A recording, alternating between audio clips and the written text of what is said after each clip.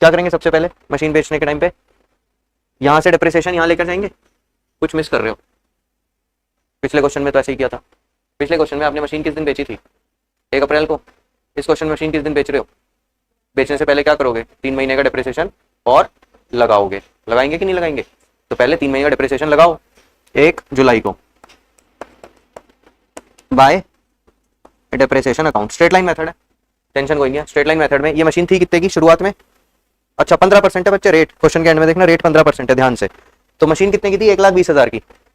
1,20,000 into 0.15 पूरे साल का 18,000 डिप्रिसिएशन लगता है। आपको कितने का लगाना है, एक क्वार्टर का, तो 18 का आधा 9, 9 का आधा 4.5, तो 4,500 रुपये डिप्रिसिएशन लगेगा।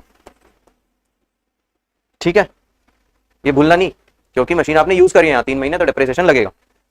अब आप इस मशीन का 1 जुलाई 2023 को अब आप इसका डिप्रिसिएशन ऊपर ट्रांसफर करोगे, और इसका डिप्रिसिएशन कितना होगा, कब खरीदी थी 1 अप्रैल 20 में, तो 20 से 21, 21 से 22, 22 से 23, 23 कितना डिप्रिसिएशन लगता था, 1 साल का 18, 3 साल का होगा कितना, 18 थी 54, तो कितना ट्रांसफर करूं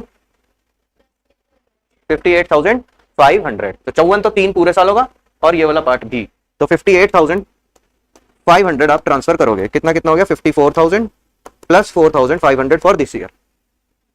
ठीक है भाई, लिखियो ब्रैकेट में, मैं कुछ कराऊंगा ऐसे, ठीक है ना।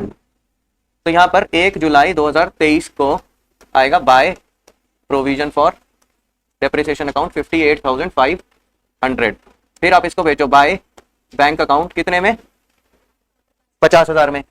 अब इसकी वैल्यू निकालो मशीन की, 1,20 थी,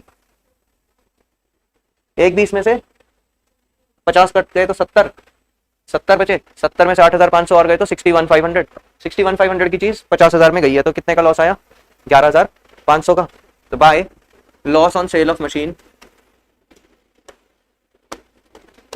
11,500 बच्चे ध्यान से, इन तीनों फिगर्स का टोटल कितना है, 1,20। ठीक है, ये सब चीजें याद रखना, करने मत बैठ जाना वहां पेपर में। तो 1,20 इन तीनों फिगर्स का टोटल है 1,20। अच्छा जी, फिर क्या बोल रहा है क्वेश्चन में, ये तो हो गया काम खत्म इतना।